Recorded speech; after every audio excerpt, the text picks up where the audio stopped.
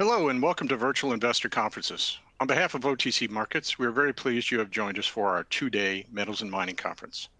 Our next presentation is from AbraSilver Resource. Please note you may submit questions for the presenter in the box to the left of the slides. You can also view a company's availability for a one-on-one meeting by clicking Book a Meeting in the top toolbar. At this point, I'm very pleased to welcome John Miniotis, Chief Executive Officer of AbraSilver Resource, which trades on the OTCQX best market under the symbol ABBRF and on the TSX under the symbol ABRA. Welcome, John. Thank you, and good afternoon, everyone. Thank you very much for everyone for joining today. Just to kick things off here, a few opening comments before I get into the slides. I'd say, really over the past 12 months here, AbraSilver has really made tremendous progress advancing our flagship Diablillo silver gold project in Argentina. And we're very excited. It's truly positioned us as one of the most exciting silver gold development projects globally today. So we're in a very, very strong position, strong project fundamentals. And I'd say most importantly, as we look forward over the next 12 months, we have lots of upcoming key milestones and catalysts ahead of us here. And I truly believe that could lead to a very, very significant re-rating opportunity for AbraSilver as we continue to make progress. So with that, happy to walk everyone through the slides here. Of course, there's going to be a number of forward-looking statements made as part of today's presentation. AbraSilver, our key project, again, is called Diablillos. This is a large-scale project already that's experienced a lot of growth over the last several years. Myself and most of our current management team joined the company about 5 years ago. Our exploration efforts have really, really paid off. And so over the last 5 years, since January 2020, we've more than doubled the size of the existing resource here. We've taken this from about 130 million ounces silver equivalent. The last stated resource was approaching 260 million ounces silver equivalent. We've done that on an extremely cost-efficient basis, one of the best all-in discovery costs, I'd say, across the sector. For every 11 cents we've spent on exploration, we've been able to add an ounce of silver in the ground. So extremely cost-efficient. And what's very exciting is we have our next resource estimate coming up very, very shortly here. And so more growth here is going to be announced very, very shortly, and we continue to drill. And so I'll walk everyone through some of the very exciting exploration targets we have on the horizon that we're exploring as we speak. And so lots and lots of growth here. On the positive side, again, this is already a very robust project. We announced a pre-feasibility study back in December. Base case commodity price assumptions were just over $25 silver, just over $2,000 gold. And even at those extremely conservative commodity price assumptions, this project has very robust economics. And I'll walk through all those figures very, very shortly here. So we're extremely well positioned. Additionally, when you look at the capitalization structure, very lean structure, 150 million shares outstanding, no warrants. Of course, we trade on the OTCQX in the US and on the main board on the TSX in Canada. Very good, strong cash position, just about $50 million Canadian in the bank, which puts us in a unique position to be fully funded to advance our project all the way to a construction decision stage. Which is what we're working towards, and that will be achieved by about this time next year. So very, very exciting 12 months ahead of us here. When you look at our top shareholders as well, about 25% of the shares are in very, very strong strategic hands. So our largest shareholder is called Central Puerto. Excellent relationship with them. They're the largest utility company in all of Argentina. We're their biggest investment on the mining side. Of course, Eric Sprott has been a excellent shareholder for us for many, many years now. And then last year, Kinross invested in us as well. And so combined with management and the strategic ownership, about 25% of the shares are held in very, very strong hands. And in addition to that, we have lots of high quality institutional investors as well, of course.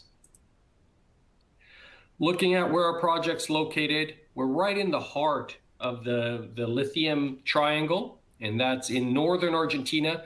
This is a province known for mining. The Salta province has consistently been ranked by the Fraser Institute and many others as being the most investment-friendly province in all of Argentina, and in fact ranks #1 in all of Latin America as well, as a very, very strong mining jurisdiction. And so we're surrounded by large-scale mines, excellent infrastructure in place. You fly into the city of Salta, and you drive for about 6 hours on an all-weather road, and you arrive at site. And so lots of infrastructure, lots of water availability. We already have easements in place for water. So we have access to excellent infrastructure when it comes to roads, water, power as well. Central Puerto and others are looking at extending the grid power line here, which could be extremely favorable for us. And I'll walk you through that shortly here as well. This is what the project looks like currently at site. So beneath this mountain is our large-scale Oculto deposit.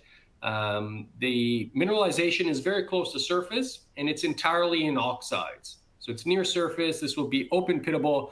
You can see there's no permitting issues here whatsoever when it comes to open pit mining. There's, the nearest community is over a 2-hour drive. There's no alternative land use whatsoever. There's obviously no agriculture growing here. And so permitting is very, very straightforward in Salta. We submitted our permits last year and expect to have our EIA approvals in place before the end of this year, likely in Q4. So upcoming very, very shortly here. This slide just once again sort of highlights the consistent growth our team has experienced. The best way to add shareholder value for any exploration company is by the drill bit, and that's exactly what we've done. Our exploration, again, has been extremely, extremely cost efficient. And so I think because the mineralization is near surface, open pittable, in oxides, and our geologists at site have obviously a very, very strong understanding of the structures here. Our exploration program has been quite predictive, I would say. And so, I think when you look at how much we've spent over the last several years and how much silver we've added, certainly one of the strongest track records across the silver space from any of the explorers out there globally today. Based on our pre-feasibility study, this is a projection of what the eventual open pits will look like here. You can see it's essentially two main deposits. Oculto, as I mentioned, is a large deposit. As of the last resource, which again is going to be updated very, very shortly here, this was already approaching 50 million tons. So a large scale deposit here with good grades of both silver and gold. So the silver actually sits closer to surface, and then you get into the high-grade gold zone just a bit beneath that.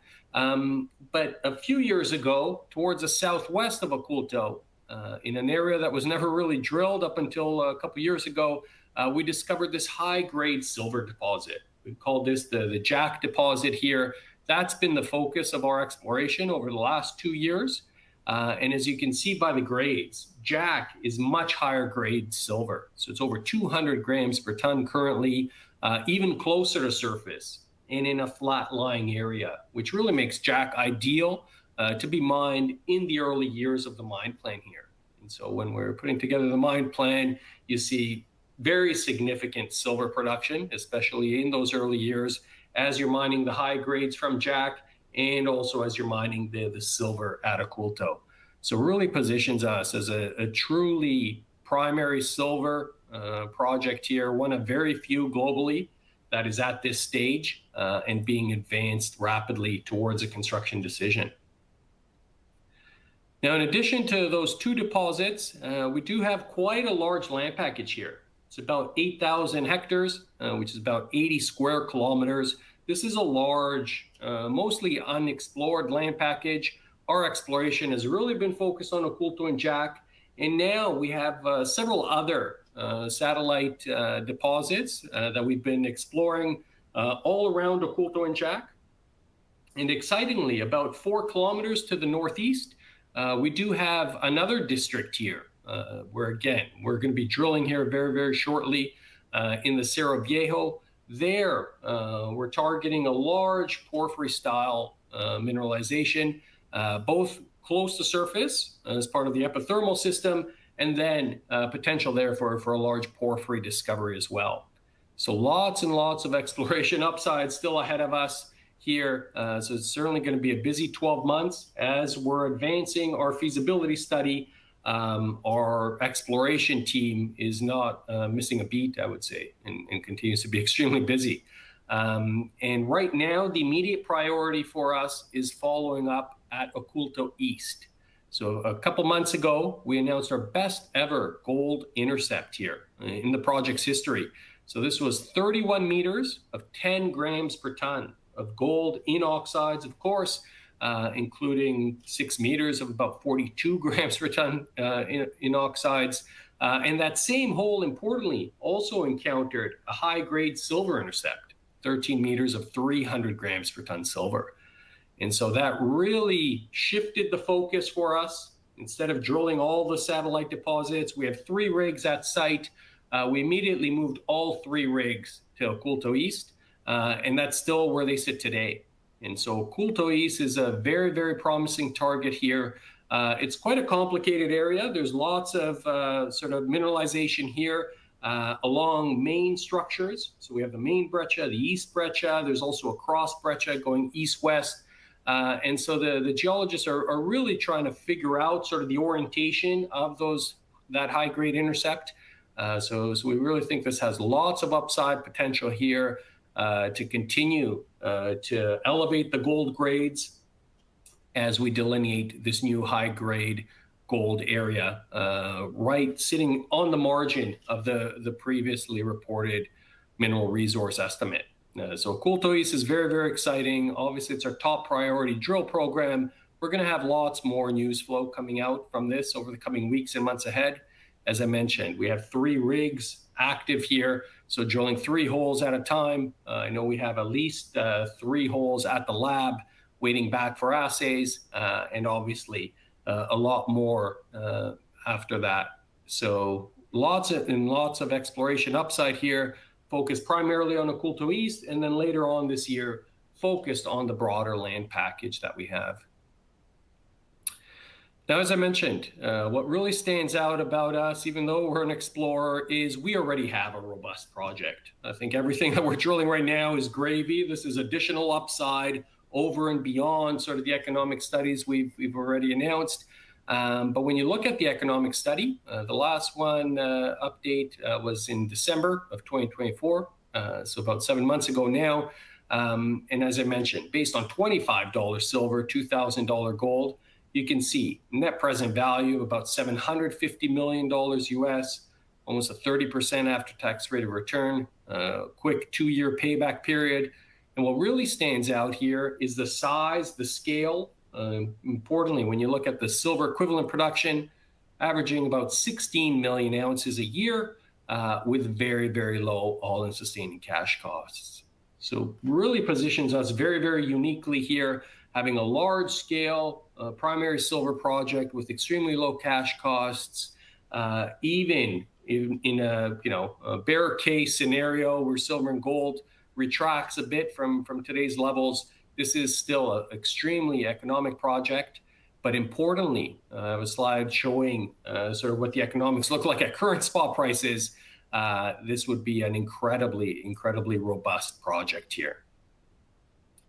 So that was the pre-feasibility study. We're now working on a definitive feasibility study. It's actually about 1/3 complete as we speak, and it's on track to be announced before the end of Q1 2026. So the upcoming feasibility study is going to be based on the new resource estimate, which we're going to be announcing imminently here. And so obviously it's going to include more ounces, especially from the high-grade Jack deposit that we've been focused on drilling over the last few years. It's also going to include significant other optimization opportunities that we're evaluating as well. And so in our pre-feasibility study, we had assumed that we would build our own solar and diesel power 20 megawatt power plant. There's now the option available likely for us to connect to the national grid due to the grid power extension that is planned to go ahead here. That could save us about $60 million in upfront capital, plus a significant amount of operating cost savings as well each year. So that's a major opportunity that we're finalizing here. Will likely be incorporated in the feasibility study. A number of other opportunities as well. And so we had assumed we would own or operate all of the fleet from the start of the project. We're now looking to outsource the waste movement to a contract miner, what requires us to purchase a lot fewer trucks up front. We're also looking to purchase larger trucks as well. Potential capital cost savings from that decision could be about $45 million US. And then we're also working to remove sort of the waste facility, which was an uphill haul, and relocate that close to the tailings. Makes the tailings much more secure and could result in a significant cost savings over life of mine. We estimate about $90 million by reducing the haulage distance and then hauling that downhill instead of uphill. So some significant opportunities as we look to advance our feasibility study. And so, of course, continue to make excellent progress on the exploration side, on the study work as well. But we're extremely, extremely fortunate to really be at the right place at the right time here. So Argentina, of course, is undergoing a radical positive transformation here economically under the current administration, President Javier Milei. Last year, in July of 2024, he introduced a very large-scale incentive regime. It's essentially an economic stimulus package here to welcome new large-scale investments in the country. And so if you're investing over $200 million in Argentina across any sector, including mining, you get a 30-year stability agreement, which lowers your taxes, reduces export duties. Historically, export duties have been very high. You have to pay 8% to export gold out of the country, 4.5% for silver. Under this new RIGI legislation, that is locked in at zero for 30 years. There's no more foreign exchange restrictions and a host of other benefits as well, accelerated depreciation, et cetera. And so we're extremely fortunate to be in a position to take advantage of this. Now, the thing is with RIGI, it's only in effect for 2 years. This was passed into law last year, July of 2024, and is actually set to expire 12 months from today. So July of 2026, the RIGI benefits expire. Of course, there's potential. Those could be extended, but we don't need to count on any potential extensions here. We're going to be applying for RIGI, of course, before the July deadline of next year. We expect by the end of Q1, we should have our RIGI approval in place. And once you have approval, then the requirement is you have 2 years to spend 40% of your capital costs. And so for us, before the end of July 2028, we'll be spending over 40% of the CapEx here, meaning 2027 will be a full construction year for this project. So very, very important here. We're uniquely positioned to benefit from this.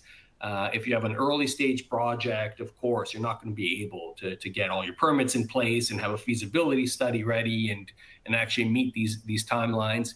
So as far as we're aware, we're the only silver project in Argentina that will qualify for the RIGI benefits.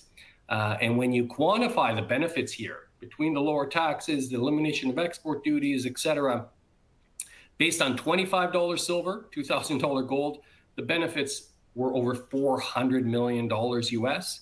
At today's commodity prices, these are well over $1 billion US. So certainly massive, massive windfall benefits here for us. And so our team, of course, is very busy, not only exploring, but obviously making sure we get the permits later this year, advancing the feasibility study, completing that by Q1, which will put us in a very unique position to make a construction decision here before the end of next year. All of 2027 will be a full construction year, and we'll be able to have massive benefits from the current RIGI regime. Now, when you look at our valuation, based on the pre-feasibility study case, again, we treat that as an extreme downside scenario here. $25 silver, $2,000 gold. This project on a Canadian dollar basis has about $1 billion net present value. We have 152 million shares out, so that equals just under $7 per share Canadian. And so we're trading at, about 80 cents on the dollar based on that downside scenario here. When you look at close to current spot prices, you can see the economics of this project. Really, really robust. Over a 50% after-tax rate of return, a one-year payback of all your capital, approaching $3 billion Canadian net present value. So on a per-share basis here, when you look at our price to the net present value, we're trading for only 1/3 of the value. That only assumes the pre-feasibility study. Of course, we've now grown the resource. We're going to announce the DFS based on the larger resource, based on all those optimization opportunities. And so we obviously see the net present value here increasing. So meaning we're trading at an even deeper discount to the figures shown on this slide here. So really uniquely positioned for major re-rating here as we make progress over the next 12 months here. We expect the share price to continue to perform very, very nicely. Now, there's certainly a scarcity of large-scale, high-quality silver projects out there globally. When you compare ourselves to the current producers out there, you can see mid-tier producers. There's a few of them, on average, about 10 million ounces or so. The larger scale producers are 30 million ounce plus. This project alone, in the early years, would be 17 million ounces silver equivalent. So really puts us in the sweet spot, I would say. Highly attractive project. And what's most important is that this would be the lowest cash cost silver producer once it's in operation. And so some of the others here have been acquired recently. Silvercrest was, of course, a very low-cost producer. They're now acquired. Mag Silver, of course, another low-cost producer. They were recently acquired as well. And so our project is really now primed to move forward, enter construction. And once we're in operation, we see big re-rating upside potential here. Don't have too much time, so won't be able to get into all the details of these slides, but shows you, this slide here shows you the re-rating potential. When you look at the recent acquisitions, be it Gatos, Silvercrest, Mag Silver, and the multiples they were acquired for, we still have obviously significant re-rating upside potential ahead of us. And we think as we continue to make progress, that re-rating will certainly come. Now, on top of Diablilos, we do have a secondary project as well. This is called La Coipita, earlier stage project, but we've partnered with Teck. Teck drilled 3 holes this past season. Only one of them has been received back from the lab. We're still waiting the results for the other 2. But the first hole was over 600 meters, 0.4% copper with gold and molybdenum. That included a higher grade section closer to surface, about 0.7% copper. So exciting optionality there for shareholders. Again, Teck is spending all the capital there as part of the ongoing exploration efforts. For them to earn 80%, they have to spend in total $20 million, make payments to us, and make all the payments to the original property holders. And so really positive for our shareholders as we move forward here, that we get to experience some of the upside potential from La Coipita as we focus on our Diablilos project. So I'll just quickly wrap it up, just to leave a few minutes for questions here. Final slide, as I mentioned, I think we're obviously very, very well positioned currently with a very robust project. But as I look ahead, the next 12 months, there's no question. These are transformational for our company. So we have lots of ongoing drill results from Oculto East and from those other targets. We'll expect the news flow to pick up from there very, very shortly here. The updated mineral resource estimate will be finalized very shortly. Later on this year in Q4, we expect to receive our environmental permit approval. That'll be a major catalyst for us. We'll obviously enable construction to start there by the end of 2026. And then in the first half of 2026, receive that RIGI approval, which is key, the 30-year stability agreement, complete our feasibility study, and we've given ourselves about 6 months in the schedule next year to look at our project financing options. How are we going to build this? Are we going to bring in a partner, do it on our own? All of those decisions will be made next year. And then by the end of next year, this will be a shovel-ready project, and then construction will commence before the end of next year. So really, really exciting time ahead. We expect all of these milestones. Each one is going to be very, very significant and could certainly result in significant re-rating, even from today's valuation levels. So with that, I think I only have a few minutes, but happy to answer any questions anybody has. I know there's a Q&A box here, so please feel free to type in any questions, and I'll read them out here.